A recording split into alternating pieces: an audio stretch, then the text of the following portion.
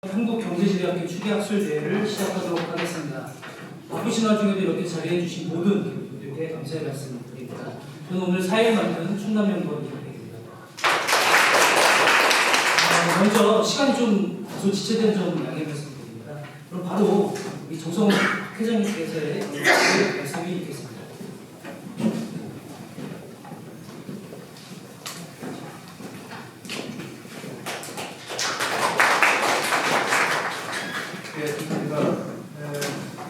오늘 추계가 됐습니다.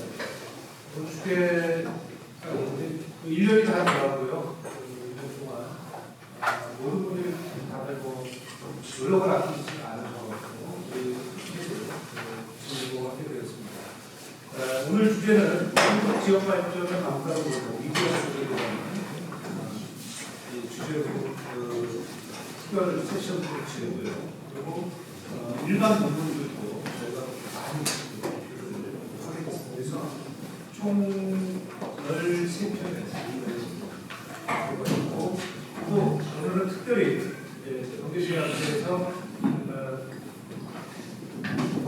경제지리학회에서 우리가 이제는 우리 교수님들 중심으로 해서 기조 강연을 좀 만들어갖고 오늘 첫 기조 강연은 이정복 교수님께서 기조 강연을 해주시기로 했고 또 서머스쿨에 대한 교육 특강이 있습니다. 학부학생들이나 대학원생들 대상으로 해서 우리 산업연구원의 김선배 박사님께서 또 특강을 해주시기로 했습니다. 그래서 다양한 행사들이 진행되고 있고요.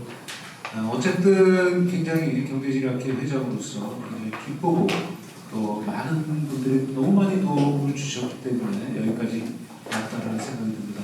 그래서 몇 가지 조금 달라진 부분들을 말씀을 드리겠습니다.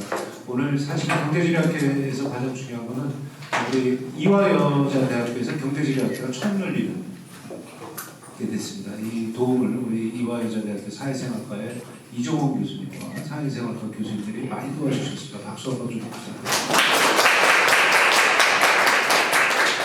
그리고 두 번째는 이제 학회의 프로그램이나 이제 프로시딩을 오늘 나눠드렸는데요. 이제 그거는 이제 다음부터는 오늘 상임이사에서 결정이 되면서 다음부터는 프로시딩이나 특별한 프로그램이 없고 여기 QR 코드를 요 창에 붙여놨습니다.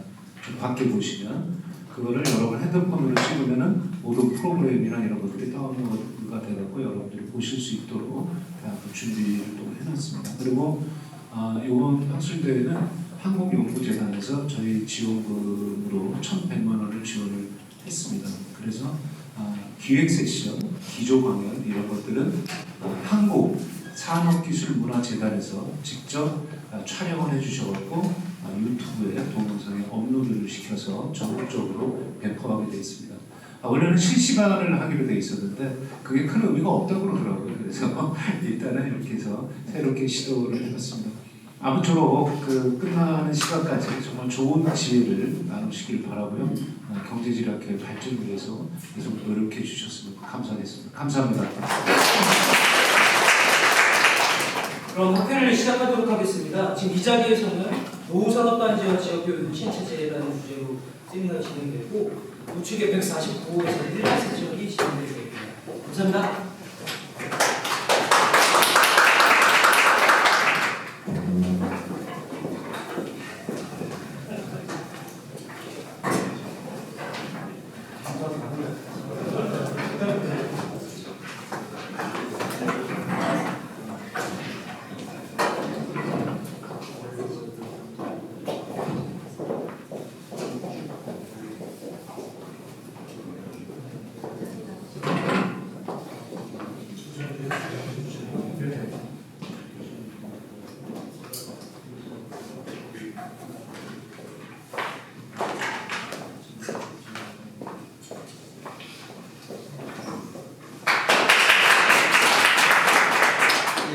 이번 경제지리학회 첫 번째 세션입니다.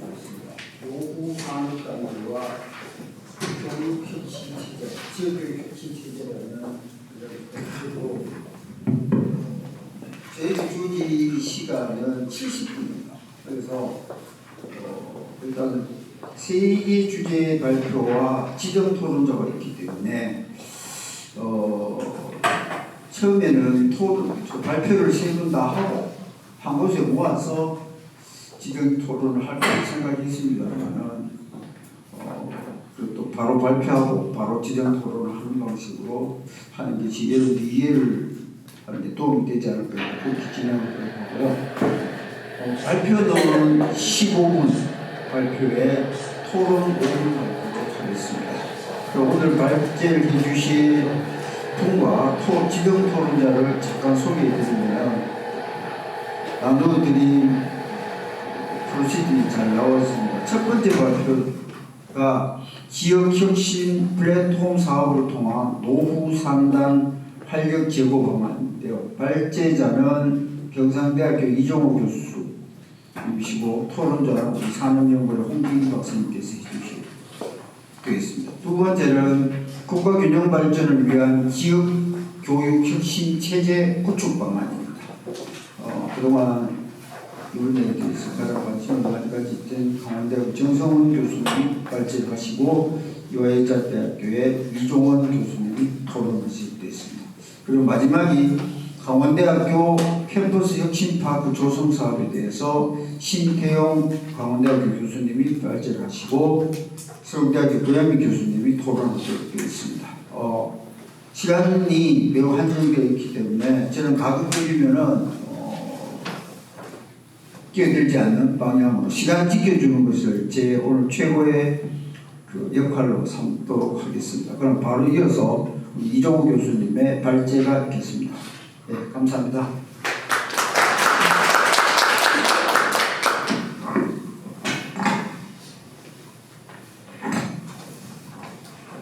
예, 반갑습니다. 방금 소개받은 경상대학교 이종호입니다. 잠시만요.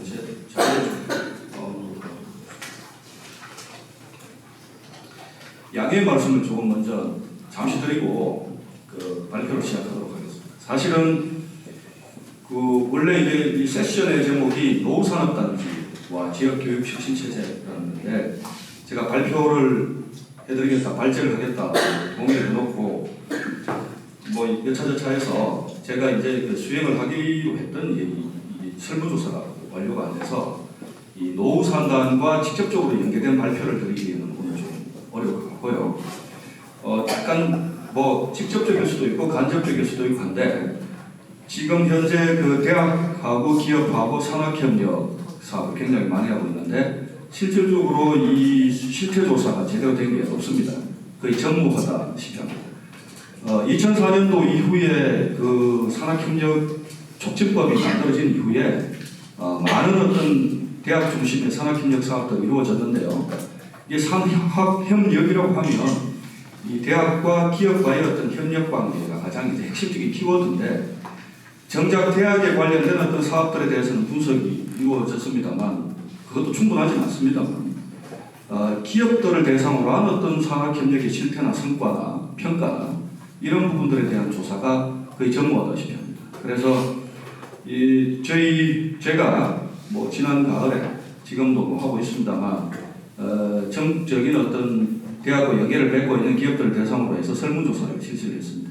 상당히 어려운 과정이 있었는데 지금 저희들이 최종 완료가 되지 않았기 때문에 완성된 어떤 부분은 발표를 못 드리는데 3,900개의 이 대학과 연계를 맺고 있는 가족 기업들, 여기에서 이제 가족 기업을 소개를 시켜드릴 텐데 이 가족 기업들 중에서 모집단을 3,900개를 잡았는데 그 중에서 저희들이 상당히 많은 비용을 들였음에도 불구하고 120개 정도밖에 서베이를 못했어요. 한 달 정도 했는데 그래서 추가적으로 저희들이 그 노력을 기울여서 지금 한 300개 정도를 샘플링을 해가지고 지금 분석을 하고 있는 단계고요.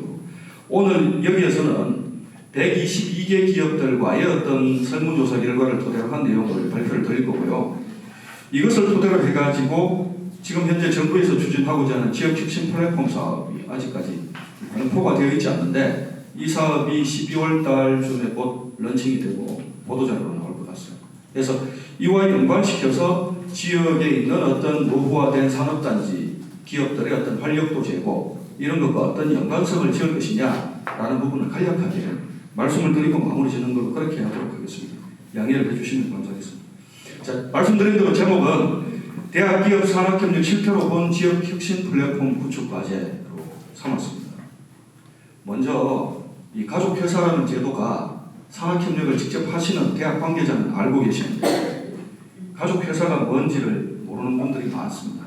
그냥 이 단어의 의미를 놓고 보면 가족회사라 그러면 뭐 무슨 재벌기업과 관련된 건가, 뭐 패밀리가 경영하는 기업인가, 뭐 이런 생각을 많이 하지 않습니까? 그게 아니라 이거는 자의적인 어떤 정의입니다. 대학들이 산학협력 사업을 하면서 이 대학 재정 지원 사업을 교육부나 정부로부터 받아서 하잖아요. 그런데 산학협력을 좀 더 활성화시키겠다 해가지고 가족회사를 각 대학별로 관계를 조금 더 긴밀하게 맺을 수 있도록 하고 인적, 물적 자원 공유를 하는 어떤 기업으로 설정된 협약 관계에 있는 기업을 가족기업이라고 합니다. 그래서 이 보시면 교육부가 제출한 산학협력 조사 보고서나 이런 데에는 정의가 이렇게 되어 있습니다. 그 다음에 2000년대 초반, 즉 2004년도 제도적으로 시작하게 된 산촉법이라고 산학협력 촉진에 관한 법률이 2004년도에 처음 우리나라에 만들어졌는데 그 이후에 산학협력 사업이 본격적으로 이루어지고 있고요. 지금까지 어떤 많은 대학들이 사실은 이 사업의 수혜를 받고 사업을 추진하고 있습니다. 여기 보시면 가족회사제도 운영 현황이 나와 있는데요. 2014년도부터 조사를 했습니다. 이게 그 연구재단이 매년 발간하는 보고서가 있는데 거기 보면 산학협력활동 조사 보고서가 있고요. 연구재단은 어떤 자료를 출처를 삼느냐 하면 각 대학별로 대학 정보 공시 알림이가 있습니다. 대학 홈페이지에 들어가면 대학들이 매년 교육부가 요구를 하는 자료들을 제출하게 되어 있는데 거기에 가족회사 수를 보고를 하게 되어 있습니다. 그래서 이게 전체 보시면 가족회사 수가 급성장하고 있는 것을 확인할 수 있습니다. 2014년도만 해도 11만 개였는데 2017년도 약 3년 사이에 17만 개가량으로 증가를 했거든요. 엄청 증가했죠. 근데 보시면 등록된 가족회사 수는 늘어나는데 활동을 실제로 하고 있는 참여 가족회사 수는 생각보다 늘지를 않고 있죠. 이게 뭐냐 하면 2004년도에 처음 줄여서 링크 사업이라고 하는데 이 산학협력과 관련된 어떤 최대의 재정지원 사업인데 이거를 공모사업으로 해가지고 모든 대학을 주는 게 아니라 일부 대학을 선발해서 주잖아요. 그래서 2004년도 이후에 쭉 이 사업을 계속 지속적으로 한 번도 안 빠지고 지원받은 대학이 있는가 하면 매년 지원받고 탈락하는 어떤 대학들도 있고 일부는 탈락했다가 재선정되는 경우도 있죠. 그러면 이 사업을 유지하기 위해서는 어쨌든 가족회사 제도를 운영을 해야 되니까 탈락된 대학들도 가족회사는 여전히 남아있다고 보고 등록되어 있고요. 그 다음에 새롭게 신규로 들어오는 대학들은 또 가족회사를 등록하니 숫자가 늘어나게 되잖아요. 그런데 실제 참여하고 활동하는 어떤 기업들은 급진적으로 늘 수가 없는 것이 탈락돼 버리면 재정 지원이 안 되니 실제 연계를 맺는 경우가 없잖아요. 그러다 보니까 이 통계적인 측면에서 이런 어떤 효과가 있다. 그걸 이해해 주시면 좋을 것 같습니다. 자, 이 보시면 4년제 대학도 있고 전문대학도 있고 이 산학협력 지원 사업이 크게 트랙이 3개가 있습니다. 교육부가 실시하고 있는 게 소위 말해서 고도화형 이래가지고 4년제 대학 중에서 대규모로 산학협력 사업을 하는 링크 사업, 그 다음에 학과 단위나 융복합 전공 단위로 하는 어떤 4년제를 대상으로 한 소규모 링크 사업이 있고요. 그 다음에 전문대 링크 사업 이렇게 3개가 있습니다. 보시면 가족회사 운영대학 수가 4년제가 전체 270개 중에서 129개니까요. 약 50%가 됩니다. 전문대는 148개 중에서 106개 대학이 가족회사 운영을 하고 있기 때문에 거의 71.6%인데 사실은 전문대학의 취지와 설립 목적을 생각해보면 당연히 산학협력이 근본적인 어떤 목적이 될 수밖에 없다는 거죠. 그런 측면에서 이제 그 비율이 높다고 보시면 될 것 같습니다. 우리나라의 대학이 지금 여기에 2017년도에 산학협력활동 조사 보고서에 보시면은 모르셨던 분들은 깜짝 놀라실 텐데 418개 나오잖아요. 근데 2018년도에는 422개가 나옵니다. 그리고 2019년도 아마 올해 새로 보고가 될 자료는 아마 몇 개 대학이 줄어든 것으로 또 나올 것 같습니다. 재정 지원 이후에 폐교체가 된 학교들이 생기기 때문에 서남대학 등등의 대학들이 있습니다. 자, 이게 아까도 말씀드렸다시피 이 가족회사를 조사하는 어떤 저희들의 목적은 크게 네 가지였습니다. 참여, 경로, 목적, 만족도, 인지도, 개선 방향 이렇게 해서 있는데요. 말씀드렸다시피 9월 16일부터 한 달 동안 서베이 전문업체를 통해서 했고요. 3,919개 가족회사를 샘플링을 했는데 이 3,919개의 샘플을 뽑는 것도 굉장히 힘들었습니다. 왜냐하면 대학별로 이 가족회사의 리스트를 공개를 안 하는 대학들이 되게 많습니다. 왜 그러냐면 치부를 드러내기가 좀 부담스러운 부분도 있을 것 같습니다. 제가 보기에. 그래서 호의적으로 오픈해준 몇 개 대학을 대상으로 해서 저희 경상대학교만 해도 가족회사가 1,100개가 거든요. 한 대학당 가족회사가 에버리지 1,000개가 넘습니다. 1,000개 기업과 다 가족회사와 관계를 제대로 맺고 있을까가 저희 의문의 출발점이었죠. 그래서 이 중에서 122개고요. 지역 배분을 좀 했습니다. 원래 애초에 취지는 제가 한 500구 정도를 할 줄 알고 광역 지역 단위별로 기업들이 골고루 샘플링이 되도록 한번 해보자. 그래서 각 지역별로 기업들 대상으로 조사를 해보면 산학협력의 실태가 조금 다르게 나타나지 않겠냐. 그래서 경제적인 측면에서 좀 베리에이션을 보자 라고 이제 시작을 했는데 샘플이 작다 보니까 이것을 보기에는 조금 한계가 있겠다라는 생각을 했었습니다. 자, 현황을 먼저 보여드리겠습니다. 이 권역별 부분인데요. 저희들이 가급적이면 지역 배분을 하려고 노력을 많이 했고요. 뭐 동남권, 수도권이 합쳐서 약 47% 정도. 그 다음에 대경 강원권. 왜 이게 대구, 경북과 강원을 묶었느냐? 교육부가 링크 사업을 하는데 전국의 권역을 5개 권역으로 묶어서 경쟁 단위로 삼습니다. 선발하고 탈락하는 것이 권역 단위별로 선발하고 탈락시킵니다. 그래서 이게 굉장히 중요한 어떤 공간 스케일의 단위가 되고요. 대경 강원권은 강원도와 대구, 경북 3개 광역시도를 묶어놓은 단위입니다. 그래서 이게 경쟁 단위가 이렇게 되고요. 또 제주대학교는 호남권으로 묶여서 호남 제주권, 그 다음에 충청권 대학들 별도, 수도권, 동남권 이렇게 구분되어 있습니다. 이게 회계가 일반 회계이기 때문에 뭐 균등 회계로 빠져가지고 나가는 사업이 아니라서 수도권에 있는 대학들도 이게 대학 재정 지원 사업이 다 포함되는 형태입니다. 그래서 이 사업이 수도권 대학들도 지원을 받는 측면이 있고요.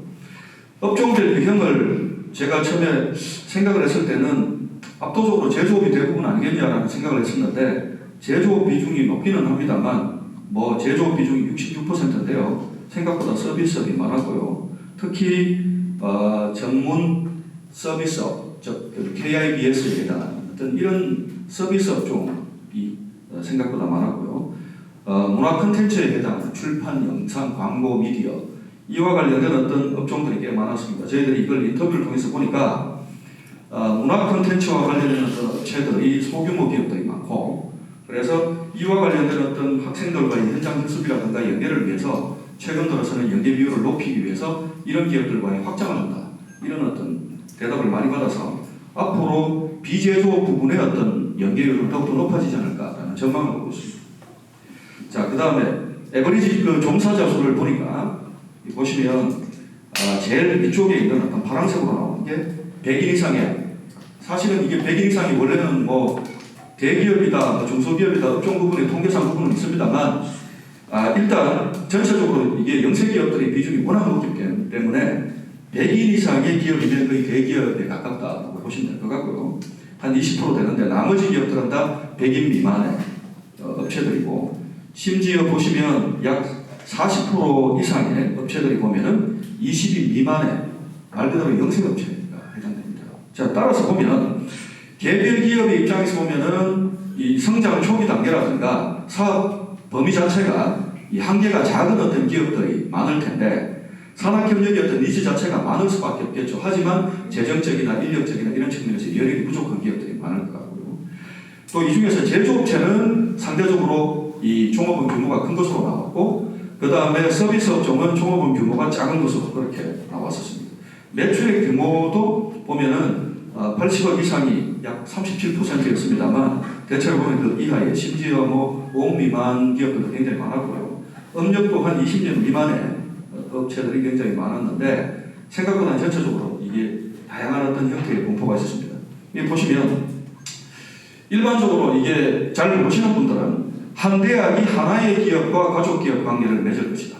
달리 이야기하면 가족기업은 특정한 대학과 관계를 맺는다. 하나의 대학과 하나의 기업, 가족기업이 등록되어 있다.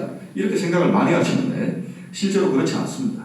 저희들이 조사한 바에 따르면 이게 되게 궁금해서 조사를 했더니 심지어 어떤 기업은 5개 이상의 대학과 가족회사 관계를 맺고 있다라고 하는 기업들도 있었고요. 50% 정도는 여전히 1개 정도의 어떤 대학들과 관계를 맺고 있습니다. 따라서 이것이 굉장히 내포하는 시사점이 많아요. 왜 그러냐면 가족회사들 정도가 되면 기본적으로 대학하고 산학협력 활동을 의도를 하면 활동을 할 수 있는 어떤 여지와 여력이 있는 업체 최소한의 범위에서 이렇게 됐는데 한 개의 대학들과 이게 가족회사 관계를 어떤 형태로든지 맺고 난 다음에는 이게 묶이는 효과가 있기 때문에 실질적으로 그 한계성을 느끼는 경우가 상당히 많았다. 그래서 앞으로는 이런 부분들이 좀 더 스펙트럼이 넓어지지 않겠냐, 또 정책적으로도 넓어져야 된다라는 생각을 저는 이것을 보면서 했었습니다. 참여 경로가 과거에는 대학들이 성과에 메모해서 알고 있는 사람들을 통해서 지인 네트워크로 대부분 연결을 많이 했었습니다. 그런데 최근에는 이 공식적인 어떤 경로, 그 다음에 기업들의 어떤 자발적인 의도 이런 측면에서 참여하는 경우가 많아졌고요. 전체로 보시면은 참여 경로가 공식적인 어떤 사업단의 안내를 받아서 했다. 그 다음에 퍼스널 네트워크를 통해서 했다. 그 다음에 등등등이 많았고요.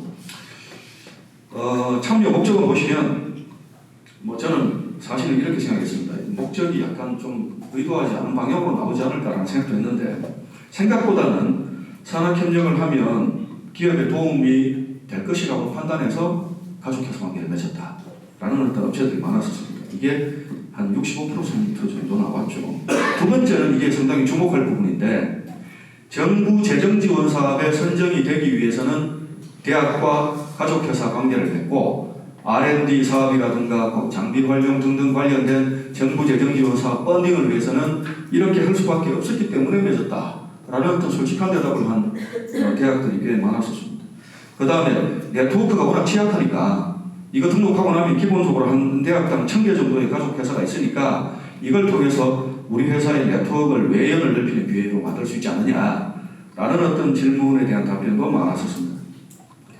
자, 만족도를 보시면 저는 만족도가 생각보다 높지 않을 것이라는 어떤 추측과 예상과 인터뷰 결과를 보고 했는데 설문조사 결과는 생각보다 만족도가 높게 나왔어요. 특히나 가장 높게 나온 게 뭐냐? 장비 활용입니다. 공동 장비 활용에 대해서는 상당히 기업들이 만족도를 느끼죠. 왜 그러냐면 중소기업들이 대부분인데 이 중소기업들은 자기들이 테스트를 하기 위해서는 이 새로운 장비가 필요할 텐데 장비 구매 여력이 없잖아요. 그런데 이게 테크노파부터 시작해서 각종의 어떤 지원기관들이 장비를 구축하고 공동 장비 활용이라고 하는데 실제로 보면 이 장비 활용률이 떨어지는 경우가 많아서 기업들 입장에서 보면은 이 장비 활용의 어떤 네트워크는 굉장히 중요한 어떤 측면이 될 수 있습니다. 다음 두 번째가 기업 지원 서비스 측면에서 상당히 만족한다. 안 하는 것보다 100배 낫다. 이런 얘기를 많이 하고 있고요. 가장 불만이 많은 어떤 상대적으로 주문식 교육과정 등의 인력 양성 과정에 관련해서는 기업들이 조금 아쉽다. 근데 이게 대부분 중소기업이다 보니까 계약회사라든가 주문식 교육 이런 부분들은 대기업하고 주로 관계를 많이 맺지 않습니까?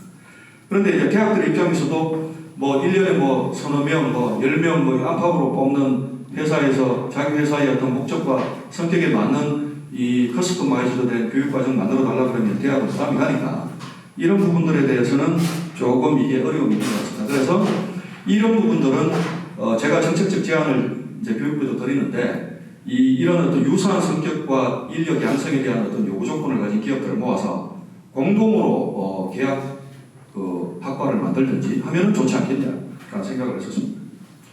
자, 보시면 생각보다 의지와 역량도 높고요. 그 다음에 산학협력의 역량도 높은 것으로 나오고요. 그 다음에 산학협력을 하면 그 성과가 어떠냐라고 했을 때 지역혁신과 발전에 대한 어떤 공헌도가 크다라는 측면에서 의미가 있는 것이라고 생각했는데 이 기업 경영의 입장에서 매출액이나 생산 비용이나 직원 재교육이라든가 이런 어떤 코스트나 아니면 이노베이션과 직접적으로 관련된 이런 부분들은 조금 아직까지는 아쉬움이 있다. 고도가 돼야 된다. 이런 얘기를 하고요. 이게 왜 문제냐 했더니 뭐 대학이 생각하는 산학협력의 추진 목적과 기업이 바라보는 목적의 미스매치, 괴리가 있다. 시스템이 미흡하다. 그 다음에 파트너를 찾기가 어렵다. 뭐 등등등의 어떤 예상 가능한 범위에서 문제점을 제시를 했습니다. 자, 이걸 통해서 제가 이걸 한번 보여드리도록 하겠습니다. 그래서 결국은 제가 내린 결론은 크게 세 가지인데요. 이게 산학협력 사업도 이제 질 중심으로 가야 된다. 양적 성장을 거쳐야 된다. 두 번째는 대학만 하는 산학협력도 아니고 그렇다고 기업에게만 산학협력을 요구할 수도 없으니 상호작용적으로 가자라는 것이고, 그다음 또 하나가 정보 비대칭 문제를 굉장히 많은 문제점도 제시를 하고 있기 때문에 온라인뿐만 아니라 오프라인의 어떤 이 정보 활용도를 높여야 된다는 거죠. 앞부분에 보시면 여기에 뭐 여러 가지 어떤 서비스가 있습니다. 국가과학기술 지식정보 서비스 등등에 상당히 막대한 돈을 들여가지고 이제 정부나 뭐 기관에서 깔아놓은 어떤 이런 이 정보 창구가 있는데 활용도가 상대적으로 굉장히 떨어져요. 그래서 이런 부분들을 온라인과 오프라인을 묶어줄 수 있는 실질적 기능을 하는 플랫폼이 필요하다. 그런 차원에서 제가 오늘 말씀드리는 게 대학을 중심으로 한 산학연구원, 즉 쿼드러플 릴릭스형의 지역혁신 플랫폼을 구축할 필요가 있다라는 생각을 하고요. 이 보시면 뭐 제가 색깔별로 말씀드리면 활동의 면지성이나 복잡성이나 이런 걸로 보면 이게 왼쪽으로 이렇게 내려오면 가장 하기 쉬운 일입니다. 대학 입장에서 보면. 근데 오른쪽으로 우성단으로 이렇게 가면 대학 입장에서는 발품 많이 팔아야 되고 크게 눈에 안 드러나고 장기적으로 롱텀으로 해야 되고 이런 사업들이거든요. 근데 저런 사업들일수록 앞으로 대학이 추구해야 될 역할 방향이다라는 것이죠. 중소기업들도 아마 이런 부분에서의 어떤 역할 방향을 원하는 것 같습니다. 대학은. 자, 이 지금 뭐 국가기준발전위원회 교육부가 중심이 돼서 이제 교육 지역혁신 플랫폼 사업인데 공식적인 명칭은 대학혁신지원사업입니다. 그 중에서 이제 유형 3가 이제 곧 만들어질 거고 발표를 하는데 같이 지역혁신 플랫폼입니다. 이게 취지는 이렇습니다. 대학의 산학협력 사업을 하는데 이게 돈이 대학에게만 나가니까 실제 지자체는 무슨 사업하는지도 모르고 연계가 어렵다. 그래서 지자체와 대학이 공동으로 지역의 발전과 혁신과 전략산업 육성을 위해 가지고 공동으로 사업 기획을 해서 컨소시엄 형태로 여러 개의 대학과 여러 개의 기관들이 네트워크 체제를 가지고 인력 양성이나 특정 파트만 하는 게 아니라 인력 양성과 그 다음에 산업 혁신과 그 다음에 사회 혁신을 같이 하자라는 어떤 복합적 개념이 깔려 있습니다. 여기 보시면 그래서 아마 이런 사업들을 할 것 같은데 예산 한계상 모든 광역지역 다 선정을 못하고요. 몇 개 지역 대상으로 아마 선발할 것 같습니다. 4개 지역을 선발한다고 알고 있고요. 대충 제가 지금까지 알고 있는 정보로는 한 70% 정도는 정부의 돈, 나머지 30%는 광역도, 시도의 매칭펀드 해가지고 연간 450억 선정이 되면 5년짜리 사업이니까 2천억이 넘잖아. 막대한 사업에 해당합니다. 이거는 균등 계획에서 빠지는 사업이기 때문에 수도권 대학들은 지원 불가고요. 비수도권 대학과 지자체만 지원이 가능합니다. 자, 제가 생각하는 안입니다. 쿼드러플 릴릭스 베이스로 지역혁신 플랫폼을 깔자라는 게 총론적인 제 생각이고, 지역혁신협의회라는 게 만들어져 있는데 지금 제대로 기능을 못하고 있습니다. 그래서 이 보면 지역혁신 성장계획을 수립을 해야 되는데 혁신협의회의 어떤 의사결정과 매개 과정을 거쳐서 혁신성장계획을 저는 뭐 대학, 지방정부, 지역기업, 시민사회가 다 들어가는 어떤 네트워크 구조로 만들어야 된다고 보고요. 혁신지원기관들이 그나마 지방에서는 서포트를 하는 기관이기 때문에 이들의 역할을 관가해서는 안 된다고 저는 보고요. 그 다음 또 하나가 대학들이 여러 개가 있는데 거점을 누가 하느냐 했을 때 저는 가급적이면 광역시도 단위의 거점 국립대학들이 그 역할을 해야 된다고 판단하고요. 거점 국립대학을 중심으로 한 허브앤스포크 시스템을 갖추고 그 다음에 섹터별로 스몰 플랫폼을 갖추고 종합적인 어떤 우산의 꼭대기에서 이 거점 국립대 중심에 이 산학연구원 민이 다 들어가 있는 혁신 플랫폼을 구축해서 사업을 추진해야 된다고 보고요. 마지막으로 제일 조심해야 될 부분은 지나친 관주도형, 그 다음에 지나친 특정 대학 중심형, 또는 지나친 특정 섹터 중심형, 이런 부분들을 극복하는 것이 핵심 과제고, 또 이것을 극복하는 방향에서 사업계획을 설계해야 가장 좋지 않겠다라는 생각하고, 지방노후상단이라고 연결하면 이와 관련된 어떤 사업의 성과 여부가 지방의 노후 상담과 직접적으로 연계가 되고 지방대학 경쟁력의 발전이 결국 지역의 인재가 계속 머무르는 효과를 가지기 때문에 활력도 제고에 도움이 된다라는 생각을 합니다.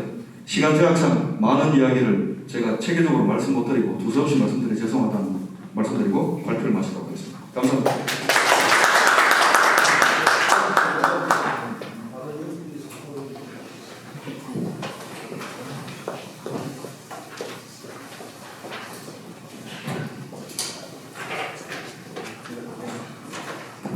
사람의 이정호 교수께서 가족 기업뿐만 아니라 지역혁신 플랫폼, 그다음에 노후 상담, 활력 제고까지 다양한 주제를 말씀해 주셨는데 저는 지역혁신 플랫폼에 북한해서 짧은 시간에 코멘트 드리도록 그렇게 하겠습니다. 이 사업은 지금 이제 기획당 계속 이제 기획을 진행 중에 있고 제가 초기 기획에서 지금 자문까지 담당하고 있어서 세부 내용을 좀 알기 때문에 이 사업에 대해서 개인적인 코멘트를 좀 드리도록 그렇게 하겠습니다. 잘 아시는 바와 같이 지금까지 정부 중앙부처의 지원 사업들, 특정 대학이나 기업에 대한 지원 사업들은 특정 부처가 갖고 있는 기업, 그러니까 지원 프로그램에 따라서 이게 이제 특정 기관, 대학 혹은 기업으로 그냥 바로 그러니까 파이프라인식으로 연결되는 그와 같은 파이프라인 지원 방식에 의해서 이루어져 왔습니다. 그러다 보니까 결국은 이제 그 수혜 기업이나 기관의 숫자가 이제 제약된다는 그런 문제들, 많은 예산을 투입했음에도 불구하고 정책 운영과 사업 간의 그런 연계가 이루어지지 못함으로 해서 전체 투입 대비 성과가 미진했던 그런 문제점들이 많이 발견되었습니다. 그래서 이런 문제를 해결하기 위해서 사실은 그동안 계속 민간 비즈니스 영역에서 나왔던 플랫폼 개념을 정책 영역까지 좀 확정하려고 노력을 해봤었는데 사실 아시다시피 쉽지가 않습니다. 왜냐하면 부처 간의 이해관계가 이렇게 있기 때문에 이 사업들을 각 지역에 낸다는 게 쉬운 일이 아니었습니다. 근데 최근 들어 다행히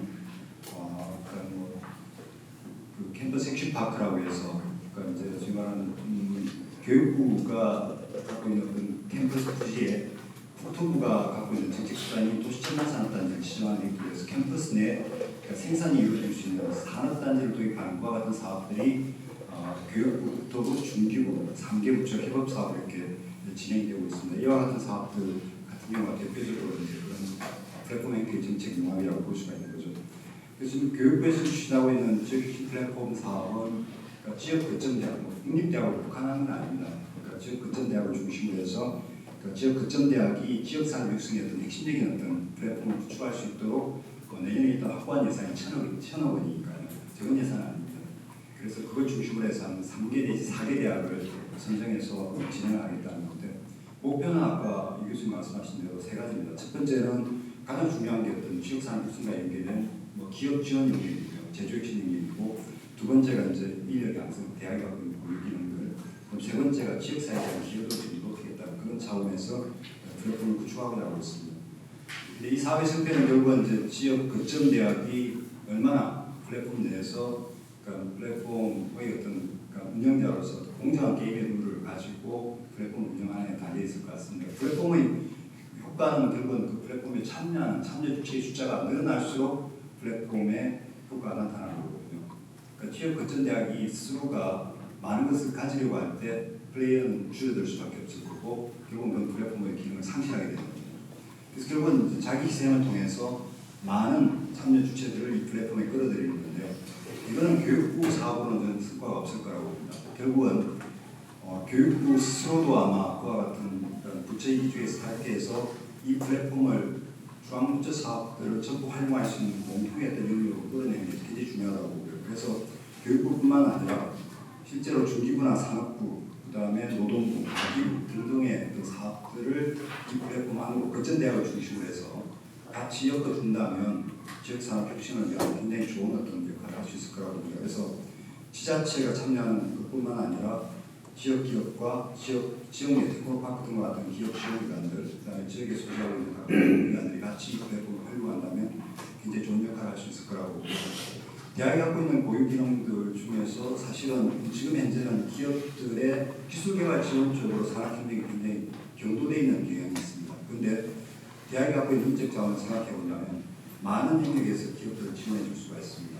그리고 우리 회장이 맡고 있는 김성 교수님과 얘기했지만 심지어 사범대학까지도 지역 기업들 혹은 지역사회 발전을 위해서 기여하시는 분이 굉장히 많이 있습니다.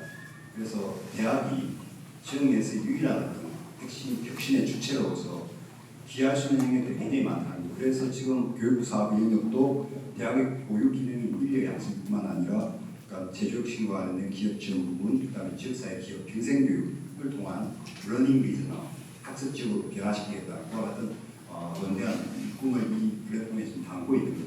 그래서 대학에서 오신 분들이 많기 때문에 교육부에서 추진하고 있는 지역 플랫폼 사업을 통해서 말 그대로 오행실 상고하게 지역의 거점 대학이 지역 발전을 선도할 수 있는 그런 기관으로 거듭날 수 있기를 바라면서 제 코멘트를 마치도록 하겠습니다. 감사합니다.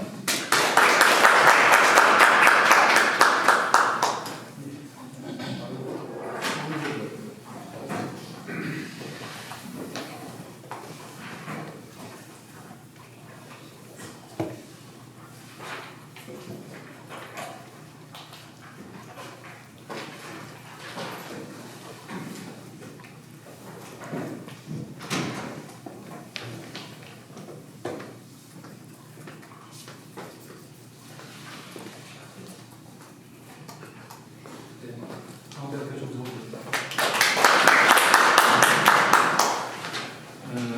두 번째 발표는 그 국가균형 발전을 위한 지역교육 혁신체계 구축 방안에 대해서 말씀을 드리겠습니다. 이렇게 발표하게 된 배경을 좀 말씀드려야 될 텐데요. 아까 그 이종호 교수도 발표를 너무 잘해주셨고, 제가 강원대학교 산학협력단장을 했을 때는 그 캠퍼스 산학협력단지라고 그 당시 명칭을 이렇게 정해서 정책화가 이제 됐습니다. 어쨌든 그래서 제가 사범대학장을 오래 맡다가 보니까 그 교육 문제를 연구를 안 할 수가 없는 상황이 있었고, 그런 과정에서 요즘 여러 가지 어려움이 있다. 예를 들면 사범대학의 위기설도 있고 여러 가지가 있더라고요. 그래서 고민을 하다가 이런 정책 툴을 하나 만들어서 그 사범대학을 좀 더 활성화시키고 또 산학협력과도 엮이고 지역 주민들과도 엮이는 이런 모델을 만들자 해갖고 올 2월부터 국가균형발전위원회에서 이런 발표를 해서 좀 어느 정도 정리를 하고 있습니다. 시간이 짧기 때문에 엑기스만 말씀을 드리겠습니다. 일단 제가 출발한 것은 국가균형발전위원회가 생겼음에도 불구하고 다양한 지역 간 격차 문제를 얘기했지만 교육 격차에 대한 문제는 정부가 얘기하지 않았다라는 거죠. 저도 왜 이랬을까를 했는데 이게 굉장히 어려운 문제더라고요. 그 교육 격차. 교육 문제 해소하는 건 정말 어렵습니다. 그래서 저는 제가 그 생각을 쭉 하면서 요거는 제가 참고를 하겠습니다. 자료를 참고하시고요. 소멸 지역도 있고 하지만 소규모 학교 통폐합 지역들이 이제 우리가 이거 사회과 지리구도에 나오는 거예요. 자, 근데 학교 소규 지역마다 학교가 통폐합된다. 이건 무슨 뜻이냐? 그 지역 없어진다는 뜻이에요. 교육과정 개편되고 뭐 해서 효율화하고 이게 아니라 지역이 없어진다. 제가 사석에서 어느 대학교 총장님이 사범대는 없어져야 된다. 그런 이제 공개적으로 했던 거죠. 그 얘기를. 우리 대학 총장님 아닙니다. 강원대학교 총장님이 아니라 어떤 국립대 총장님이 없어져야 된다. 그 이유는 뭐냐? 학령 인구도 감소하고 학생도 안 들어오고 이렇게 학교도 통폐합되고 이러는 마당에 사범대가 존립할 이유가 없다는 동의도 하지 않고 제 생각은 뭐냐면 굉장히 멍청한 발상이다. 어떻게 대학 총장이 그런 생각을 하고 있느냐?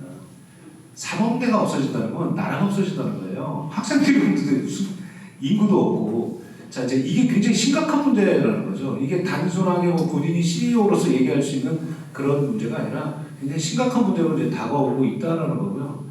어쨌든 우리가 이거를 포기해 온 것 같아요. 아니면 불감증에 걸렸거나. 입시 때마다 강남은 계속 커져가고 있고 강남의 역할은 더욱더 그 비중과 역할은 증대되고 있음에도 불구하고 거기는 난공불락으로 계속 남아있는 그런 차원에서 제가 이제 교육 격차인데 교육 격차가 지역 간 생기는 부분이 훨씬 더 심각한 부분도 있다. 교육학 내에서도 연구하는 교육 격차도 있지만 지역 간 교육 격차가 굉장히 심하다. 뭐 강남과 비강남의 격차 뭐 이런 거 다 이런 부분이 여기에 해당이 된다라는 거죠. 그러다 보니까 이 강남이 뭐 폐쇄적 공동체에서 점점 가다가 뭐 드라마에 나오는 스카이캐슬로 진화를 하게 되고 이미 그런 영역을 구축을 하고 있죠. 근데 더 중요한 거는 그럼에도 불구하고 강남의 불패 신화는 계속될 수밖에 없는 상황이라는 거고요. 또 하나 강남 내에서는 어떤 일까지 벌어지냐면 실질적으로 거리를 사이에 그러니까 도로를 사이에 두고 전셋값이 5천에서 1억씩 차이가 나는, 그러니까 지역 간 격차 문제가 아니라 장소 간 격차가 엄청나게 심각하다는 거예요. 여기에 딱 경계선에 걸려 있는 학군과 여기에 걸려 있는 학군이 다르기 때문에 5천만 원에서 1억 차이가 납니다. 하는 것도 없는 거예요, 이런 부분들이. 근데 더더군다나 강남을 더욱더 불패 신화로 몰아넣는 건 뭐냐면 이런 그 도시 재생 계획이라는 거죠. 모든 것들을 어디다 걸어놨냐면 삼성동을 지하 도시를 조성해서 허브를 만드는. 그리고 우리나라의 대부분의 고속철이나 이런 그 신도시들은, 경기도의 신도시들은 다 강남을 중심으로 다 노선을 만들어 놓는 거예요. 더 심각한 거는 아시다시피 신도시라는 건 일정한 도심이 성장해서 기능을 분담하는 기존 도심과 한 20-30분 정도 거리에서 만들어져야 될 것이, 지금 우리나라 경기도에 만들어진 또는 인천에 만들어진 신도시들은 1시간에서 1시간 20분씩 벌어져 있는. 그래서 실질적으로 그 이유는 뭐냐면은 강남하고 다 접근성을 가깝게 하기 위해서. 자, 제가 왜 강남 불패 신화를 얘기하는 거냐면은 강남 특구 교육 뭐 해갖고 중고등학교 좋은 데가 많다 해서 사람들이 몰리고 대치동 학원가가 몰리고 그거는 일기 강남의 집중 원인이었는데, 이제는 뭐냐면 강남은 이렇게 되면 일자리까지 다 갖고 가는 거예요.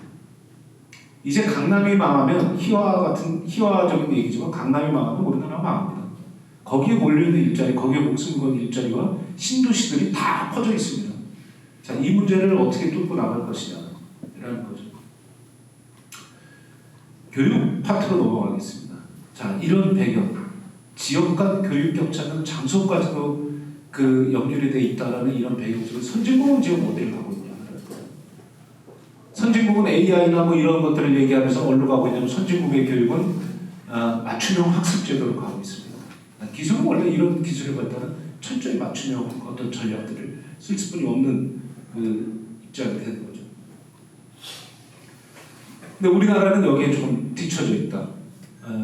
한간에 그 기업 간담회에서 이런 얘기가 있습니다. 우리나라 기업들이나 이런 데서 가장 요구하는 게 AI를 가르치거나 배우는 학생들의 교수를 요구하는데, AI 전문 교수를 미국에서 스카우트 하려고 때 10억을 달는, 국내에는 AI를 전공한 교수가 거의 없습니다. 1인 10억이고 거기는 세트로 옵니다. 그룹으로 온다는 거죠. 자, 우리나라 과학기술 투자 어디에 한 겁니까 도대체? 난 이런 생각이 갑자기 들더라고요. AI를 전공한 교수가 없다는 거예요. 그걸 담당할, 기업하고 같이 자본에서도 해줄 수 있는 교수도 없다는 거예요. 이제 AI 센터를 만들고 뭐 융복합 AI 뭐를 만들고 이 과정들을 만들어가는 우리나라 과학기술 어디 가는지 잘 모르겠어요. 자, 이런 부분이 이제 교육까지 다 치고 내려오면서 에듀텍, 에듀케이션 플러스 테크놀로지를 줄여서 에듀텍인데, 교육 산업의 선진화를 통해서 선진국들을 쭉 해서 벤처가 발생하고 가고 있는데 우리나라는 실질적으로 여기에 대한 부분들이 많지 않다. 통계상은 1,200개 정도, 굉장히 그 공식적인 통계는 아니지만 1,200개 정도가 교육 산업에 종사하는 그 교육 기업들이 있고 80개가 에듀텍 산업진흥협회라는 쪽에 가입된 그 기업들, 아직은 활성화가 안 돼 있다는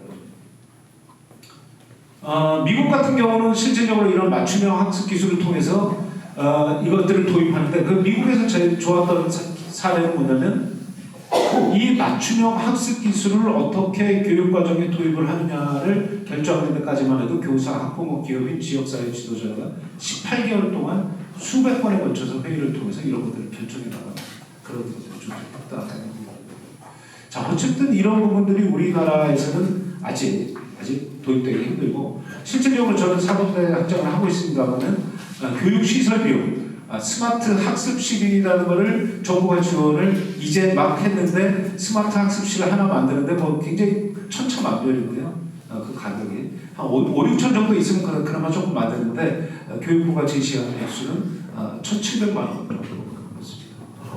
그것도 억지로 제시를 한 거죠. 기존의 초등학교부터 스마트 교실을 만드는 건 오케이. 근데 사범대 만드는 거는 그건 고민해야 된다. 근데 교육부도 열성적으로 나서지만 기재부 자체는 또 여기다가 얘기를 안 해요. 그러니까 지금 전국 사범대학, 국립사범대학의 강의실은 그 수준은 어느 정도 수준이냐면 일제시대, 조금 과장되게 일제시대 수준하고 똑같습니다. 우리는 아직도 대목을 씁니다. 자, 이런 부분들이 이제 존재를 한다는 거예요. 격차가 굉장히 커요. 교사들은 거기서 배우고 중등학교는 이제 시설이 조금 더 오히려 중등학교 시설이 사범대 대학 시설보다 훨씬 좋습니다.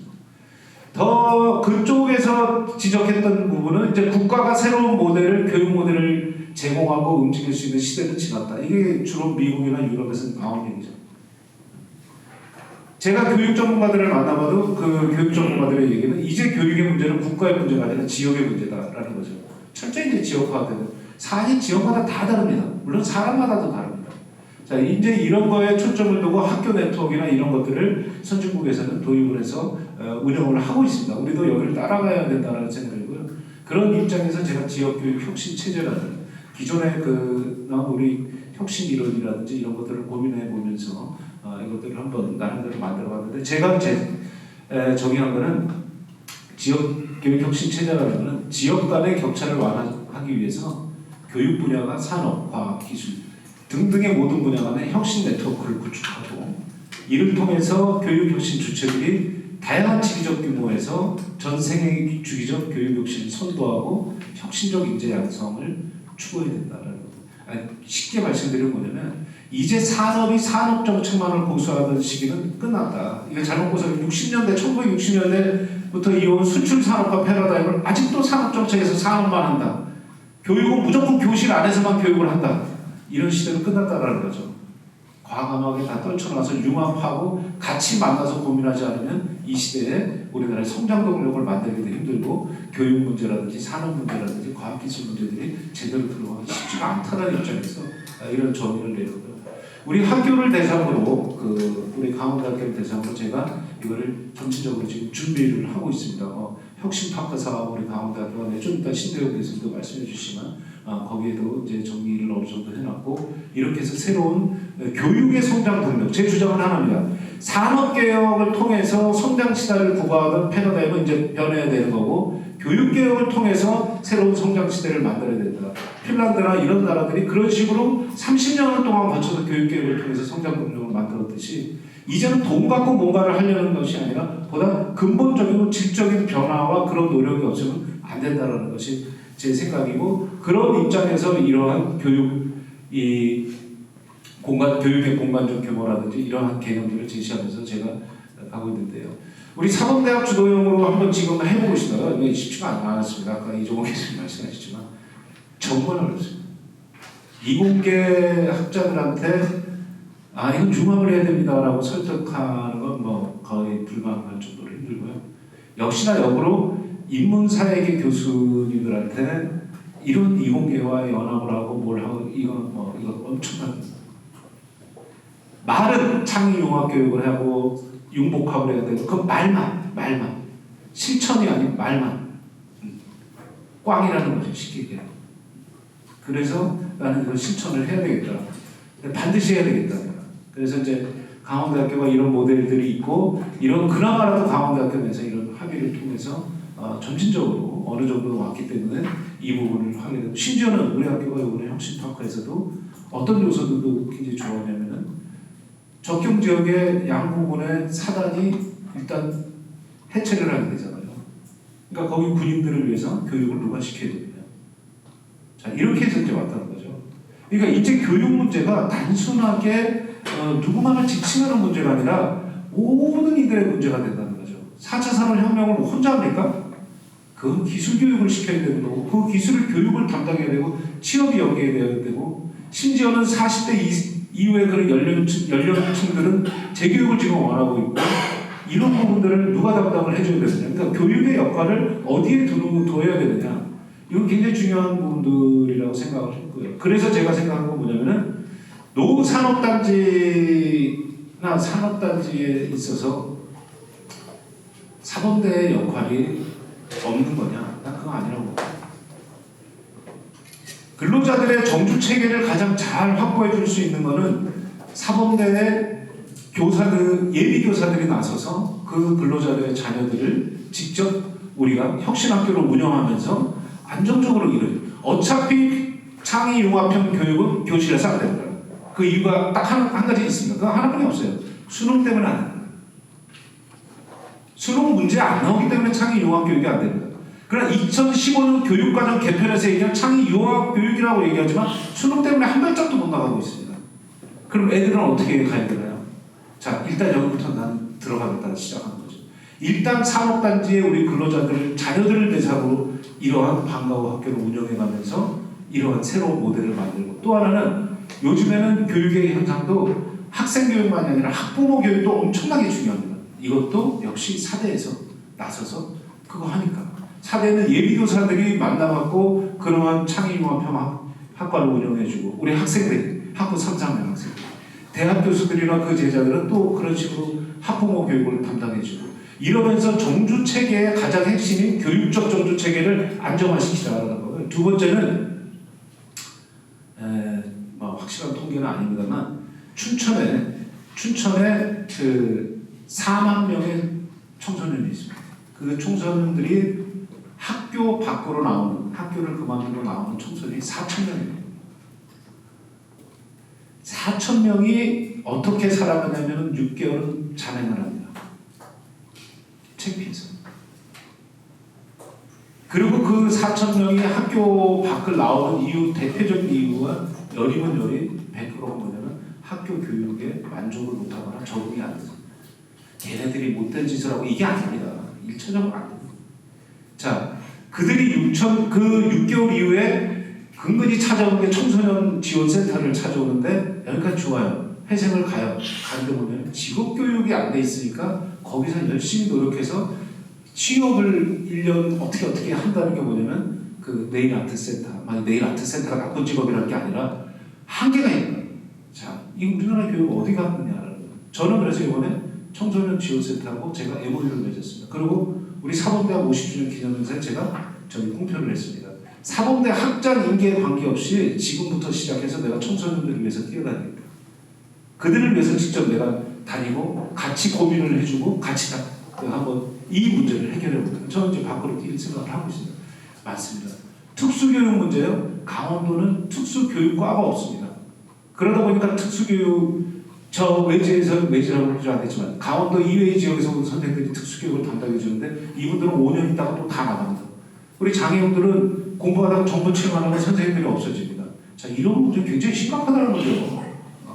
자, 이런 부분들을 위해서 제가 이제 산업단지부터 시작해서 혁신체제를 만들어가고, 산업위기 지역들도 제가 영국에서 제 박사학위 논문이 이런 부분의 산업위기 지역에 대한 그 해외 직접 투자와 활성화 방안인데, 제가 연구를 하면서 거기서 인터뷰에서 받은 건 뭐냐면, 산업이 위기에 처하고 기업이 도산되면 누가 제일 먼저 손해가 아니라 타격을 입냐면은 그 지역의 가정과 그 가정에 있는 어린아이들이 가장 먼저 타격을 입니다. 원래 이 체제는 나는 그쪽으로 갖고 들어가려고 지금 생각하고 있습니다. 자, 어쨌든 이런 부분들을 산업과 교육과 융합을 시켜나가면서 새로운 것들을 만들고, 그렇게 해서 강원도 내에서도 이제는 지역교육 혁신 체제를 운영하는 실제 실천 단위로 지역교육 혁신 특구를 지정을 해갖고 이러한 부분들을 우리가 만들어줘야 되겠다. 그래서 제가 오늘 말씀드린 것은 이런 쪽으로 좀 말씀드렸습니다. 예, 감사합니다.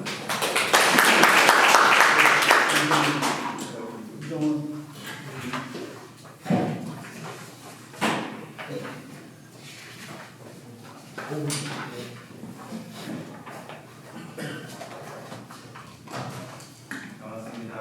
부안전대학교 사회과 교육원의 지리교육중공 이정원입니다. 네. 마이크를 쓰는 제 목소리가 얼마나 나는지 잘 모르겠더라고요. 저희 학교 처음 나왔는데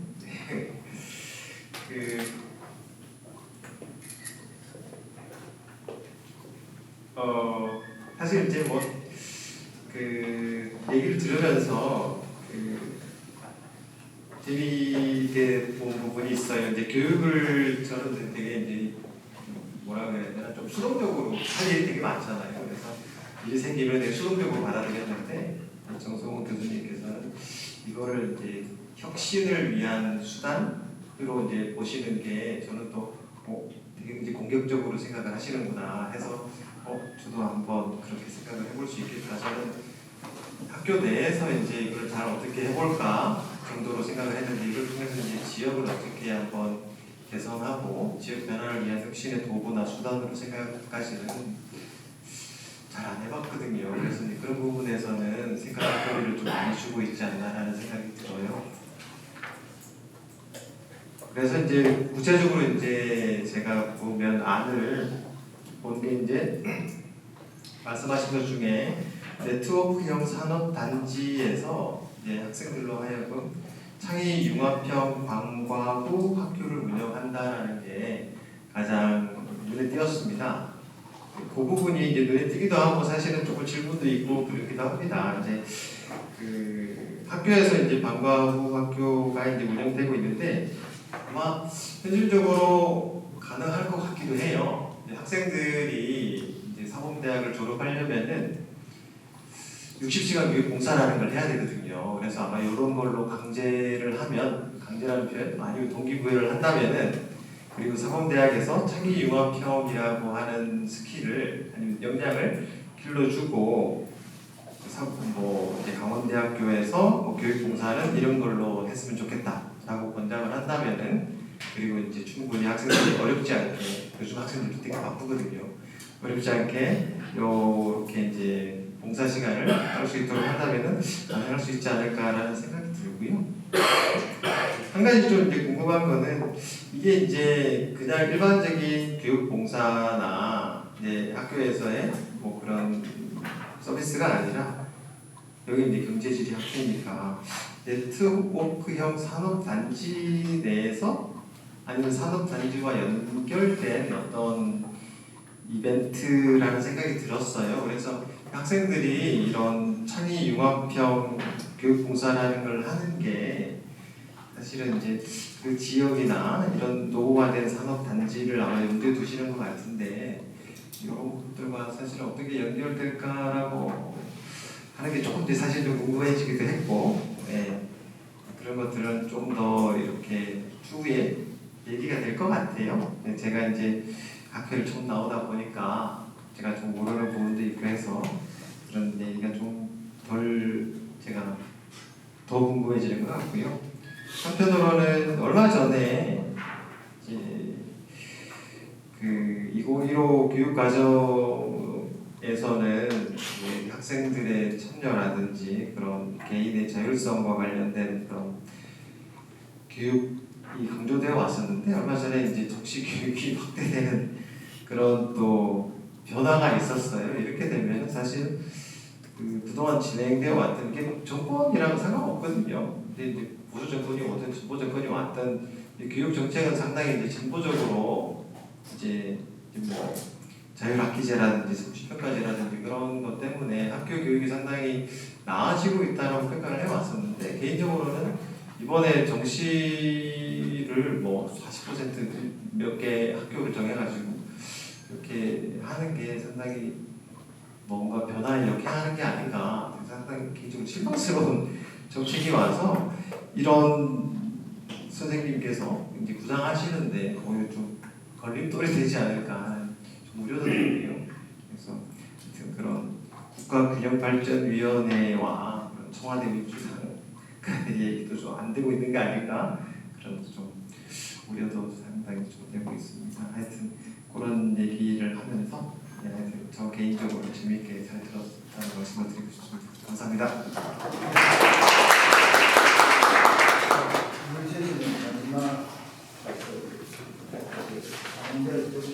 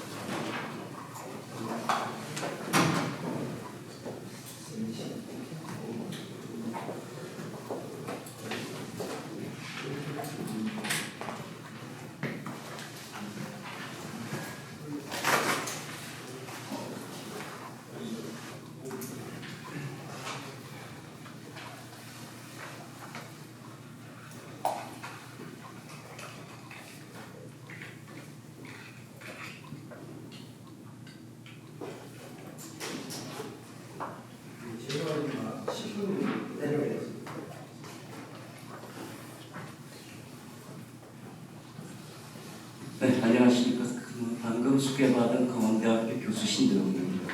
네, 저희 대학은 올해 9월달에 캠퍼스 혁신파크 사업에 선정이 됐습니다. 이 혁신파크 선정에 여기 계신 많은 분들이 도움을 주시고 관심을 주셔서 저희가 선정된 것 같습니다. 먼저 감사의 말씀을 드리고 저희가 혁신파크 조성 사업에 대해서 말씀드리겠습니다. 네, 발표 순서는 다음과 같습니다. 네, 캠퍼스 혁신파크 사업은 대학 위주의 도시 첨단 산업 조성과 창업부터 성장까지 패키지 지원, 청년의 일터, 상터, 배움터를 구축하여 전 산업에 대한 프로세스 지원과 단지역 면단위 개발, 밀도 산업 현대 생태계와 복지 편의 주거시설 확충을 통한 대학 공간을 명실상부한 혁신성장 산업 생태계로 조성하는 국토부, 교육부, 중기부 공동사업입니다. 네, 그 추진 과정을 살펴보면 올 6월달에 혁신파크 선도사업 공고가 나와 32개 대학이 신청을 했습니다. 32개 대학 중에 올 9월달에 최종적으로 강원대학교와 한남대학교, 한양대학교, 예리카 3개 대학이 선정이 됐습니다. 네, 저희 강원대학교 캠퍼스 혁신파크에 대해서 설명드리겠습니다. 네, 저희 강원대학교 캠퍼스 혁신파크는 강원대학교 춘천 캠퍼스 내에 있으며 강원대학교 춘천 캠퍼스는 도시에 위치하고 있고 저희가 이쪽 그림에서 보면은 강원대학교 캠퍼스 동문 근처에 10피치 66,500평방미터에 476억 2천만 원의 사업비로 플랫폼 혁신센터를 건립할 예정입니다.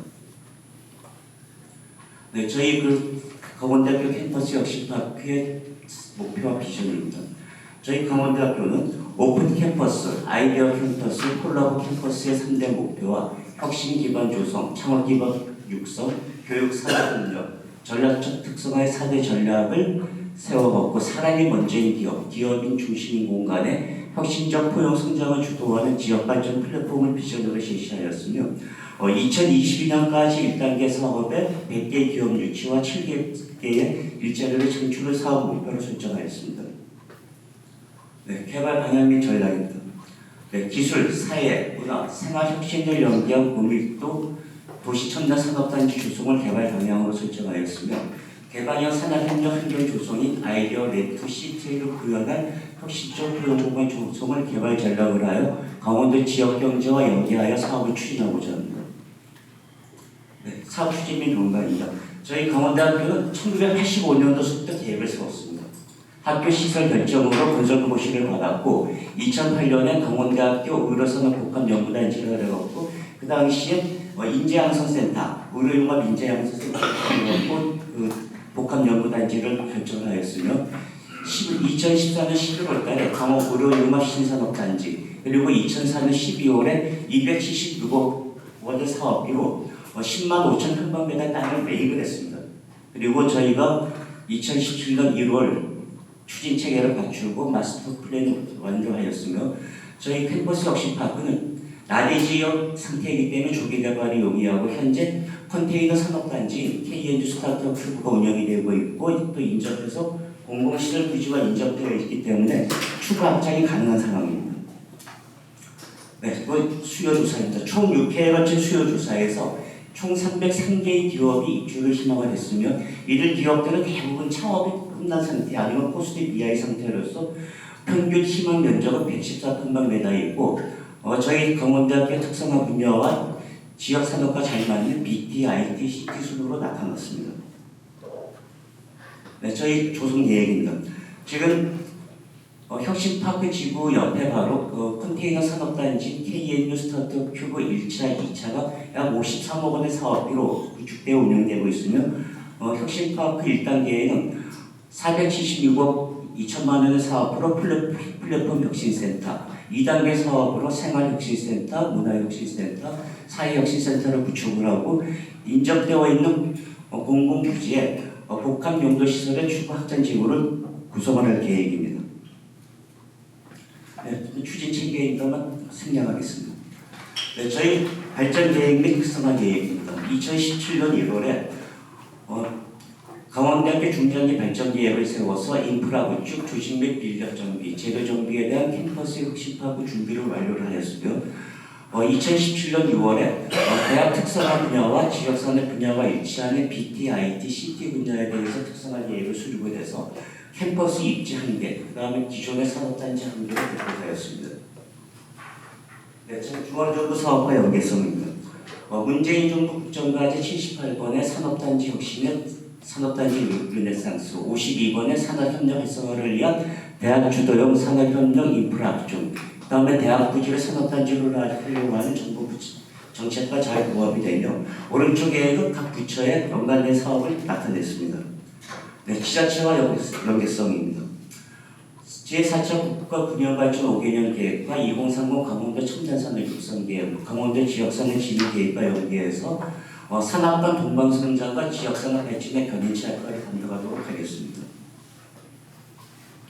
네, 강원 열린문대 프로그램입니다. 이건 좀 저희 대학에서 운영하고 있는 특이한 프로그램인데 현재 군관학 연계형 전국 최초의 군장병 신창업 프로그램입니다. 이 군단 소속 군장병 70명을 대상으로 현재 4개의 프로그램을 운영을 하고 있습니다. 이 프로그램이 운영이 돼서 아마 다음 12월 4일에 수료식을 하는데 그분들에 대해서 강원 도내에서 창업을 육성을 하고요. 그리고 2023년까지 전국 대상으로 전국으로 획단할 계획을 갖고 있습니다. 네, 저희가 산업협력 역량입니다. 거점국립대 졸업생 취업률 1위, 4년 연속 최우수 대학, 자연과학 공학 분야 거점국립대 2등 국가브랜드 대상을 했습니다.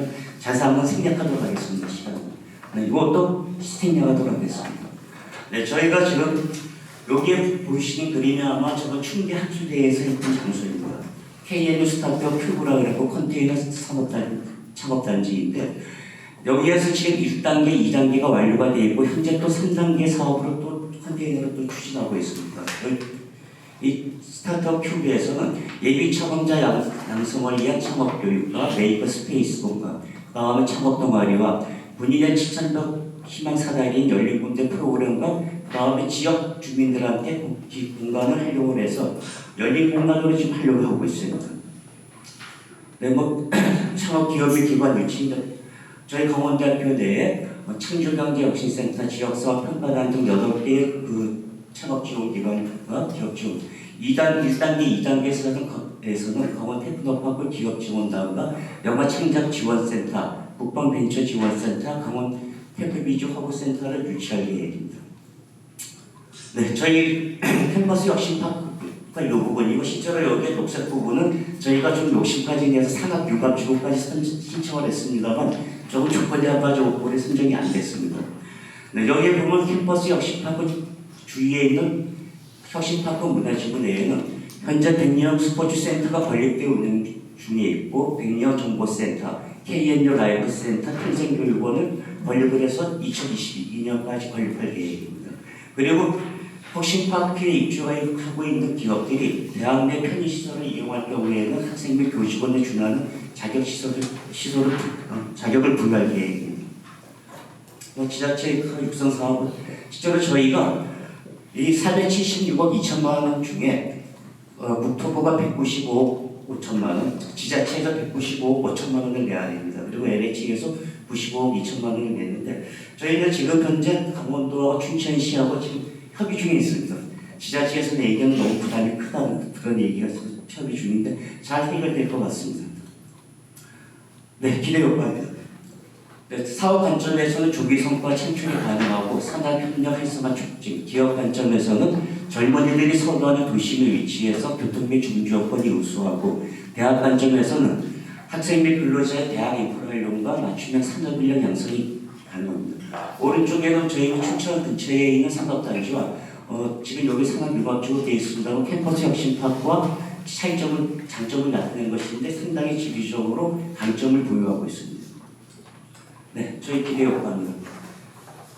전체적으로 1단계에 기업 유치 100개, 취업 700명, 그 다음에 기업에서는 매출액 5,600억과 연간 10% 성장, 지역에는 이와 같은 일자리와 기업들을 육성을 해서 저희는 대학에 대해서는 교육 R&D 취업이 연계된 산업협력 모델을 구축하고 기업에는 기업 친화적 공간 구성으로 1터, 3터, 배운터, 10터 워라밸 조합, 지역에는 기업 경쟁력 강화 및 일자리 창출을 통한 지역 경제 활성화를 기대할 수가 있습니다.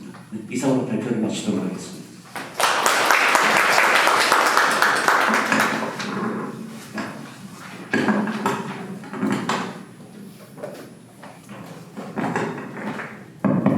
네, 감사합니다. 저희 이제 주어진 시간이 20분까지입니다.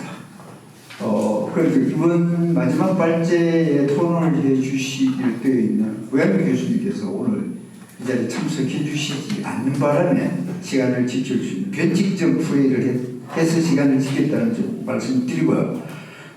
저도 시간이 있기 때문에 딱 한 30초 정도만 빌리겠습니다.